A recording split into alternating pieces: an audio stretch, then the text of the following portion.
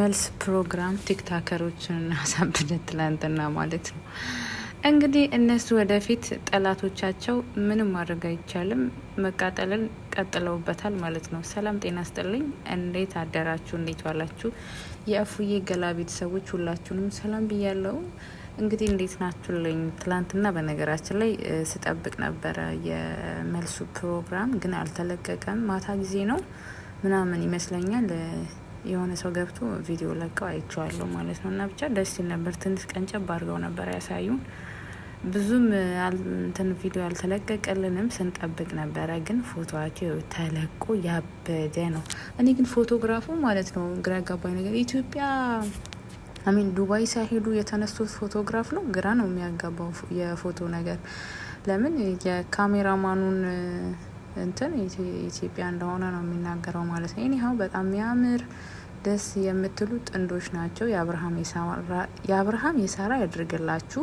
እንኳንም አደረሳችሁ። በዚሁ አጋጣሚ ወልዳችሁ ለመሳምም ያብቃችሁ።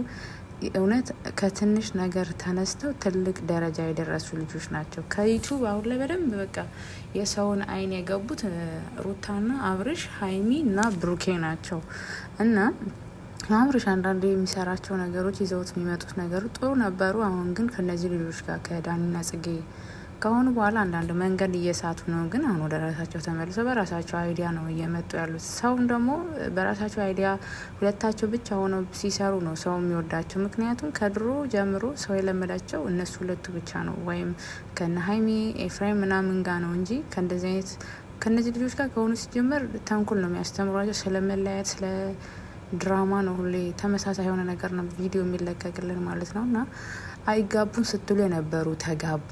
አሁን አይወልዱም ደግሞ ብላችሁ እርግጠኛ ነኝ ቪዲዮ ትለቃላችሁ። ነገ ሩታዬ ልጅና አብርሽ የልጅ አባት ሆኖም እንደሚመጣ በልጅም እንደሚበረርኩ እግዚአብሔር እንግዲህ እርግጠኛ ነኝ። እግዚአብሔር ይባርካቸዋል ማለት ነው። እና በቃ የምር በቀልድ ተብሎ የተጀመረ ነው የነሱ ህይወት። ግን ሆኖ ለዩቲዩብ ነው እንደዚህ የሚሆኑት። አልተጋቡም፣ ሊጋቡ አይችሉም ያልተባሉት ነገር የለም።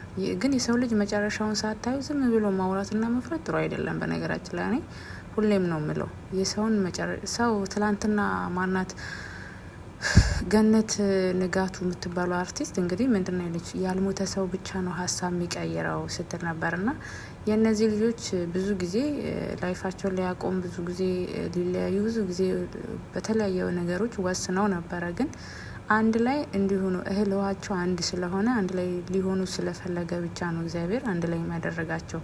አንዳንዴ ግጭቶች በበዙ ቁጥር የምትለያዩ ይመስላችኋል። አብራችሁን በሆናችሁ ቁጥር ደግሞ ጸቦች ይበዛሉና በብዙ ነገሮች ተፈትነው ብዙ ቻሌንጅን አልፈው የመጡ ልጆች ስለሆኑ ከዚህ በኋላ ያለውን ላይፋቸው በእርግጠኝነት ብዙ አይከብዳቸውም ብዬ አስባለሁ።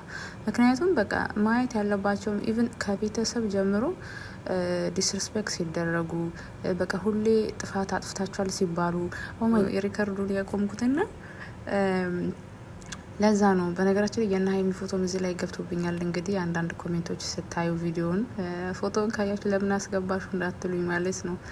እና የመልስ ፕሮግራማቸው በትንሹም ቢሆን ተለቁልን አይተነዋል። ማታ ደግሞ እንግዲህ በአሪፍ ቪዲዮ እንደሚመጡና በአሪፍ ቪዲዮ እንደሚለቁልንም እርግጠኛ ነኝ።